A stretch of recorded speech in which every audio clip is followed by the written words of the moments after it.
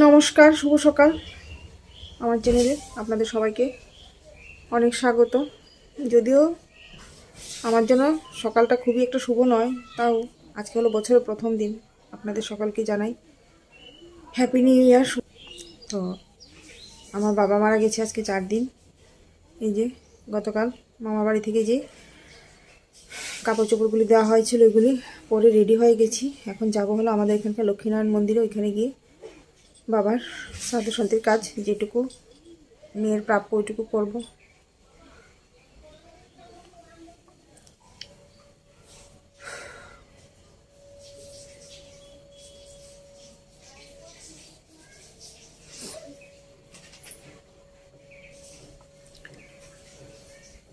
সোনা পাপাকে এখন রেডি করে নিয়ে ঘুমাচ্ছে। মিঠুন স্নান করতে গেছে, ও স্নান করে আসলে পরে ওকে রেডি করিয়ে তারপর বেরিয়ে পড়বো। আমি আর মিঠুনই যাব। আর গতকালকে ভিডিওতে আমার মিনি ব্লগে কমেন্ট এসেছিল যে আমার বাবাকে তো কোনো দিনও ভিডিওতে দেখিনি, আমার বাবার কি হয়েছিল। এছাড়া আরেকটা কমেন্ট এসেছিল, হয়তো বা কমেন্ট করে কমেন্টটা ডিলিট করে দিয়েছে কেউ, যে এখন কাঁদলে কি হবে, বেঁচে থাকতে কিছু একটা ছিল, বাট আমি তো দেখিনি। এটুকু আমি দেখতে পেয়েছিলাম, বাকিটা আমি দেখিনি। তো আমার বাবা যখন আমার সঙ্গে থাকতেন, আমি 8-9 বছর আমার বাবার সঙ্গেই ছিলাম। আমার এক্স হাজব্যান্ডের বাড়ি থেকে আসার পর, আমার ডিভোর্সের পর, তো যতদিন আমি আমার বাবার সঙ্গে ছিলাম ততদিন আমার কোনো চ্যানেল ছিল না। আমার বাবা যখন আমাদের বাড়িটা আমাকে আর আমার সিবলিংকে ভাগ করে দিয়ে দেয়, তো আমার বাবা নিজের জন্য কোনো কিছু রাখেননি। তো উনি ভাড়া চলে যান। আমার যে সিবলিং আছে ওর বাড়ির পাশে চলে যান, বলতে পারেন একরকম। এটার পিছনে অনেক কিছু আছে, সে যাই হোক। কারণ বললামই, আমার বাবা একটা মোটা অঙ্কের পেনশন পান, বা আমার বাবাকে যে রাখতে পারবে তারই লাভ। সে যাই হোক, আমার এসবের কোনো লোভ নেই। তার জন্য আমি আমার বাবাকে আমার কাছে রাখতে পারিনি। আমি যদি জোর জবরদস্তি রাখতাম তাহলে হয়তো বা বলতো যে গত 8-9 বছর ধরেও আমার বাবার টাকা খাচ্ছি, এখনও আমার বাবাকে আমি আটকে রেখেছি আমার বাবার পয়সা খাওয়ার জন্য। তো তার জন্য আমি আর, বাবা যখন যেতে চাইলেন, আমি আর ওনাকে বিশেষ আটকাইনি। ওনার যেখানে ভালো লাগে উনি থাকুক। তো তার জন্য আপনারা আমার ভিডিওতে ওনাকে কখনো দেখতে পাননি, কারণ তখন আমার কোনো চ্যানেল ছিল না। আমার বাবা 2020 ডিসেম্বরে এখান থেকে চলে গেছে। তখন আমাদের ঘর দৌড়ও ছিল না। আমার বাবা যে থাকবে সেরকম কোনো পরিস্থিতি ছিল না, কারণ আমার যে সিবলিং, আমাদের যে পুরনো ঘরটা ছিল ওইটা যে এই জায়গাটা আমাদেরই ছিল। তো ওরা বাড়ি করবে, তার জন্য আগের যে পুরনো ঘরগুলি ছিল ওইগুলি ভেঙে দেওয়া হয়। তো আমার বাবা থাকবে কোথায়? তো আমাদেরও তো থাকার জায়গা ছিল না। তো আমাদের যে ঠাকুর ঘরটা, ওই ঘরটাতেই আমি আর আমার মেয়ে থাকতাম। থেকে তারপর এই ঘরটা তোলা হয়েছে। তো আমার বাবা কোথায় থাকবে? অবভিয়াসলি ভাড়াই থাকতে হবে, কোনো উপায় নেই।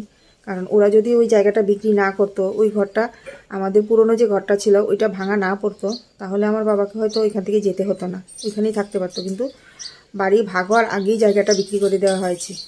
তো ওরা কিনে নিয়েছে, তো ওরা তো অবশ্যই ঘরদোর করবে। তার জন্য তাও আমার বাবা বলেছিল 1 বছর নাকি টাইম দেবে, তাও দেয়নি। ওই 2-3 মাসের মধ্যেই ওরা তাড়াহুড়া শুরু করলো, তোমাদের ঘর ভেঙে দাও, আমরা ঘর করব। তো আমরা ঘর ভেঙে তারপর কোনোক্রমে আমি আর আমার মেয়ে ঠাকুর ঘরে ছিলাম। ঠাকুর ঘরটা তো কতটুকু আপনারা জানেনই, একজন মানুষের পক্ষে থাকাও কষ্ট। তো সে যাই হোক, কোনোভাবে থেকেছি, তারপরেই ঘরটা করেছি। তো তার জন্য আপনারা কোনো দিনও আমার ভিডিওতে আমার বাবাকে দেখতে পাননি। আর আমার বাবা তেমন ভিডিওতে আসতে খুব একটা পছন্দ করতো না। আর আমার বাবা যেখানে থাকতেন, ওরা, আমার বাবা আমাদের এখানে আসুক, আমাদের সঙ্গে যোগাযোগ রাখুক, বা আমরা ওখানে যাই যোগাযোগ রাখি, ওরা এটা পছন্দ করতো না। তো তার ভয়ে বাবা আমাদের সঙ্গে খুব একটা যোগাযোগও রাখতেন না। তাহলে ভিডিওতে দেখা তো প্রশ্নই উঠতো না। যদিও কখনো আসতো, আমি কখনোই ভিডিওতে আমার বাবাকে দেখাতাম না, বা আমি যখনই আমার বাবার সঙ্গে দেখা করতে যেতাম, ওটা কখনোই আমি ভিডিওতে দেখাইনি। তার জন্য আপনারা কখনো আমার ভিডিওতে আমার বাবাকে দেখতে পাননি। আমার বাবা যেহেতু এখন নেই তার জন্যই কথাগুলি বললাম, থাকলে হয়তো এইসব কথা আমি কখনোই ভিডিওতে বলতামই না। যেহেতু আপনারা প্রশ্ন করেছেন যে আমার বাবাকে তো কখনো ভিডিওতে দেখেননি, কেন দেখেননি, সেটার জন্যই উত্তরটা আপনাদেরকে দিলাম যে এইসব কারণের জন্যই। কারণ আমার বাবার কোনো ধরনের অশান্তি হোক বা উনি কোনোভাবে কষ্ট পাক সেটা আমি কখনোই চাইনি। তার জন্য আমি আমার বাবাকে কখনো আমার ভিডিওতে আনিনি। আর আমি আমার বাবার জন্য কী করেছি না করেছি সেটা আমি জানি, আমার ঈশ্বর জানেন। আমি কাউকে সাফাই দিতে চাইও না।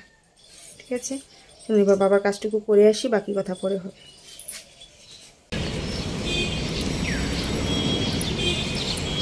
মন্দিরে চলে এসেছি, এই যে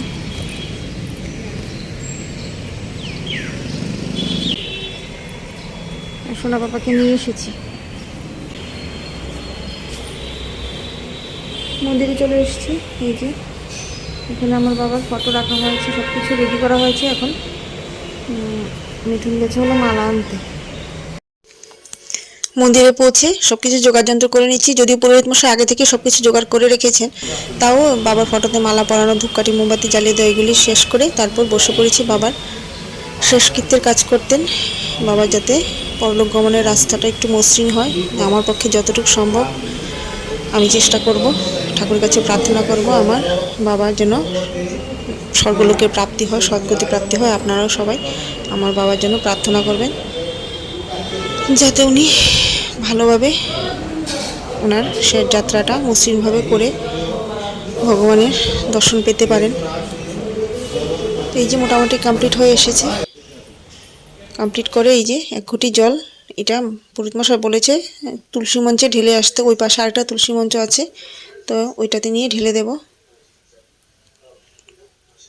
জীবিত থাকতে তো আমি আমার বাবার জন্য কিছুই করতে পারিনি, তো মৃত্যুর পর আমার যতটুকু প্রাপ্য আমি সেটুকুই করছি।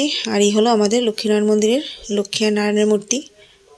বাবার কাজ কমপ্লিট করে ঠাকুর দর্শন করতে এসেছি। এখান থেকে শান্তির জল দেবে, যেটা নিয়ে বাড়িতে ছেটাবো সারা ঘরে, কারণ আমাদের তো এতদিন অসচ্ছল ছিল।